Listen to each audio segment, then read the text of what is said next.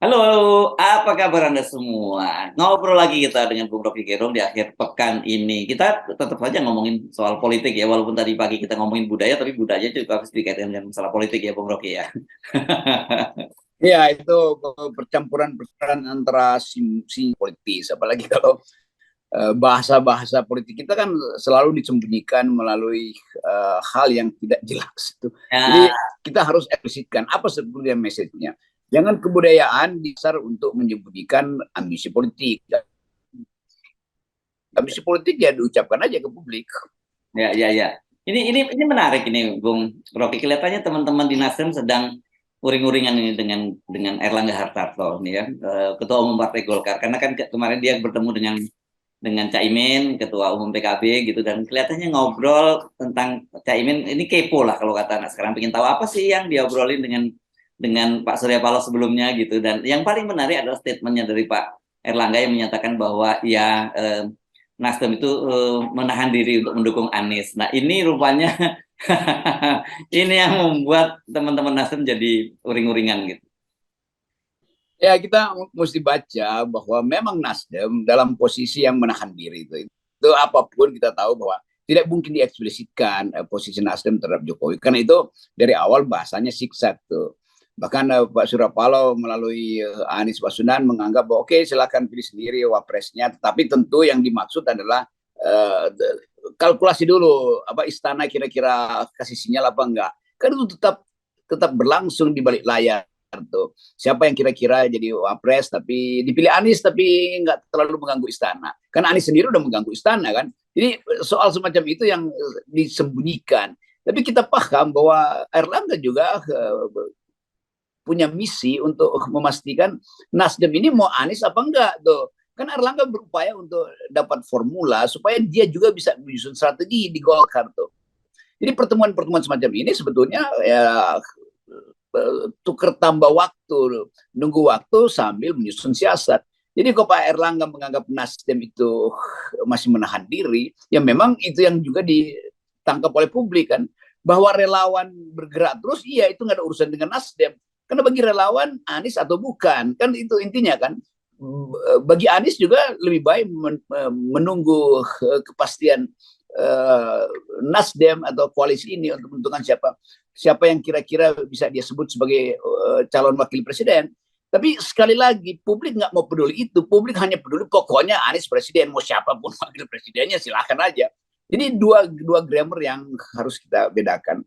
Grammar dari relawan, tata bahasa relawan udah absolut Anies.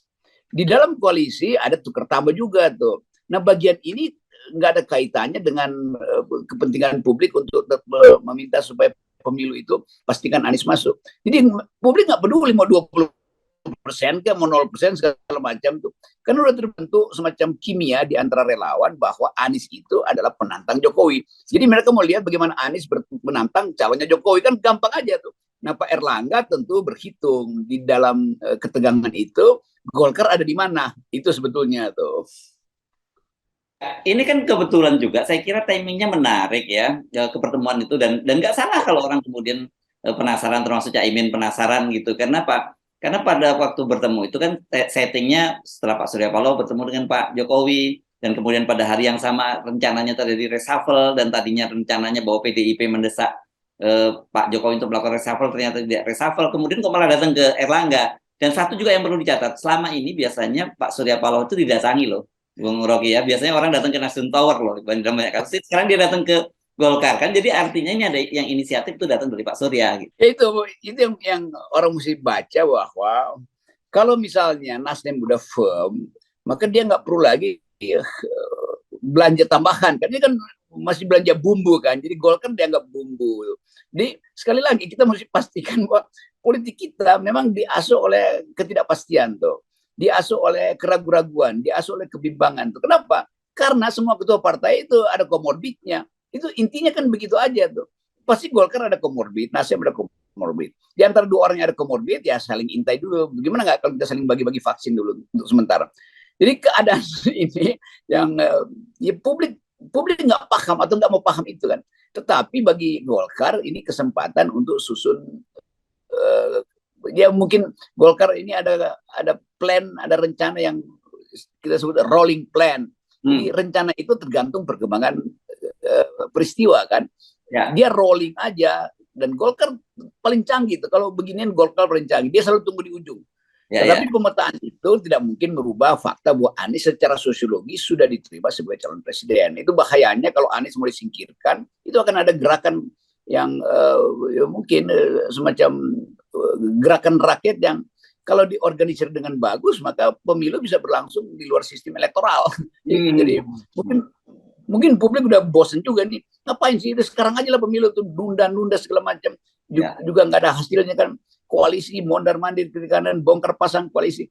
Jadi publik tidak mungkin lagi ditahan hanya untuk menunggu selesainya niat Nasdem, selesainya niat Demokrat, selesainya niat PKS. Jadi itu keadaan kita. Jadi kita sekarang coba simpulkan bahwa yang terjadi di akar bawah, akar rumput itu tidak mungkin lagi dihentikan oleh transaksi di tingkat elit, kira-kira begitu. Ya. Dan jangan lupa Pak Surya Paloh itu seperti juga disebut oleh Pak Erlangga, ini politisi Golkar yang kawakan udah 43 tahun gitu kan disebutnya. Sama itu, lebih senior Surya Paloh dari Erlangga dalam politik kan, di Golkar terutama. Karena Surya Paloh juga alumnus Golkar yang bagus itu sebetulnya. SBY juga alumnus Golkar. Jadi sebetulnya kita mau lihat mungkin dalam 2-3 hari ini akan ada icebreaker itu. Karena nggak mungkin ketegangan ini berlanjut, masih ada soal sidisme pada Anies, soal utang segala macam. Pihak Anies bereaksinya sekarang makin keras. Tapi jelas kita mesti nilai perkembangan hari ini sebagai sinyal bahwa Jokowi memang masih punya niat untuk menunda pemilu, untuk memperpanjang pemilu. Karena itu dikirim semua sinyal supaya tidak langsung mengental pada Anies, tidak langsung mengental pada Ganjar, tidak langsung mengental pada Puan.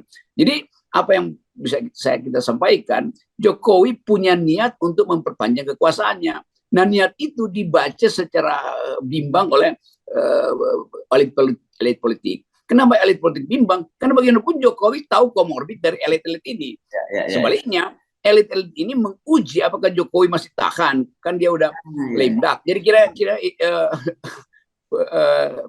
suasana pembicaraan itu ada di dalam ketegangan ini. Ya, kan orang bertanya-tanya memang kemarin, apakah memang ini diminta artinya dalam perintah dari Pak Jokowi untuk bertemu, dan sempat ditanyakan oleh wartawan dan Pak Surya Paloh menyatakan, oh enggak, ini nggak ada perintah dari Pak Jokowi untuk saling bertemu. Tapi orang sulit untuk tidak menduga-duga semacam itu gitu, karena sebelumnya Pak Surya Paloh bertemu dengan Pak Jokowi dan ada ancaman reshuffle, tapi tiba-tiba kok tidak jadi reshuffle, kan pasti itu dalam politik nggak ada yang gratis dong gitu, kok tiba-tiba seperti itu. Pasti itu Pak Erlangga juga pasti dapat sinyal, oh silakan bertemu tuh. Iya, karena Pak Jokowi juga ingin baca posisi Nasdem dari pihak ketiga. Kalau sekedar bertemu dengan Surya Paloh kan kita udah tahu tuh watak Surya Paloh. Oh ya Pak Jokowi, nanti kita akan dukung segala macam tuh. Tapi ya udah, ini saya udah ucapkan. Kalau saya tarik lagi ucapannya bagaimana nanti keadaan. Jadi kemampuan itu dan keahlian Pak Surya Paloh itu kelihatannya membuat Jokowi perlu recheck, perlu rekonfirmasi. Nah, Erlangga pasti minta izin atau disuruh oleh Jokowi untuk coba konfirmasi dulu apa sebetulnya yang ada di Nasdem tuh. Dan Erlangga juga main diplomasi aja, wah Nasdem ya kelihatannya Pak Jokowi belum fix juga kira-kira. Tapi kan kita nggak tahu antara Jokowi dan Erlangga tuh. Tapi yang jelas Erlangga adalah player. Jadi dia justru mengintai juga situasi hari ini tuh, ketegangan semi ketegangan antara Nasdem dan Istana. Ya. Salah satu indikatornya jelas bahwa dia sedang bermain peran juga kan, sampai sekarang KIB itu belum mengusung siapa capres dan cawapresnya, walaupun Pak Jokowi pada ulang tahun Golkar kan jelas jangan hanya rangkul-rangkulan dong, segera deklarasikan gitu. Dan jelas ketika P3 dan PAN mengusulkan Ganjar ditolak oleh Golkar dengan alasan mandat dari partai adalah Erlangga yang harus jadi presiden. Kelihatannya mulai mengental di situ. Golkar merasa ya udahlah, ini keadaan yang turbulen begini, kenapa pilotnya nggak Golkar aja kan? Nah itu juga dibaca sebagai ambisi yang mulai terlihat. Maka mulai ada semacam kasakusuk ya, bikin munas luar biasa supaya Erlangga diganti, yang mengganti Luhut segala macam. Walaupun itu kita anggap sebagai flyer doang untuk ngetes suasana yang dibuat oleh KNPI itu. Dan kita tahu KNP sendiri kan ada faksi-faksi di situ kan, nggak ada satu KNP, paling nggak ada 3 faksi di situ. Jadi permainan-permainan ini yang boleh kita anggap sebagai sinyal bahwa memang ada pelemahan grip presiden terhadap orang-orangnya sendiri itu. Jadi melemah daya persuasi maupun daya opresi presiden terhadap menteri-menterinya itu, entah yang dari Nasdem, entah yang ada di Golkar terutama. Nah itu yang menerangkan kenapa Jokowi membatalkan reshuffle. Yang terjadi reshuffle justru di KPK. Ini memang kalimat bahwa Nasdem menahan diri dalam pencalonan Anies ini kan menarik dan interpretatif gitu ya. Apa maksudnya menahan diri itu gitu? Iya, orang anggap bahwa nggak mau nyalonin. Justru Erlangga memilih kata menahan diri dalam pengertian yang Nasdem pasti lagi susun strategi itu. Karena capresnya, wapresnya belum dapat. Nasdem pasti lagi berupaya untuk evaluasi ulang karena habis ketemu dengan Presiden Jokowi. Jadi Erlangga benar mengucapkan ya memang menahan diri. Kalau Nasdem nggak menahan diri, ya udah dia minta aja supaya pastikan besok kita deklarasi sama-sama dan Presiden Jokowi akan kaget bahwa oh ternyata wapresnya itu adalah seseorang yang juga kurang disukai oleh presiden. Kira-kira begitu kan? Jadi di ujungnya Presiden Jokowi akan terima fakta bahwa Anies adalah calon. Nah, sekarang tinggal negosiasi siapa yang disetujui Jokowi sebagai calon wakil presiden sehingga Jokowi ada akses pada Presiden Anies nanti kan. Karena begitu intinya tuh. Ya. Jadi itu sebenarnya ya yang lebih konkret ya, Bung Rogi ya. Ya kalau kita ya kan kalau gitu ada gamenya gitu. Kalau kamu nggak bisa mengalahkan musuh kamu ya kamu bergabung dengan musuh kamu kan gitu kan? Ya itu standarnya begitu. Nggak menang banyak, tetapi tetap di dalamnya ada biasa disebut ada koloni kelima itu the fifth column yang sebetulnya beroperasi di situ untuk balancing. Jadi Pak Jokowi kan pemain politik juga yang dia tahu ya kalau habis-habisan ya habis juga dia kan. Mending di dalamnya ada sematan istana di situ. Ya mungkin juga yang akan disematkan di situ Erlangga tuh sebagai wakil presiden. Dan itu masuk akal kan? Kan nggak ada pola politik Indonesia tuh sangat nggak ada pola. Yang disurvei hari ini besok berubah ketika kasakusuk politik membatalkan margin of error melalui margin of terror. Ya. Tapi rasanya agak absurd kalau sampai kemudian Nasdem yang bergabung dengan KIB. Tapi kalau kemudian Golkar yang bergabung dengan koalisi perubahan itu jauh lebih masuk akal kalkulasinya gitu ya, Bung Rocky.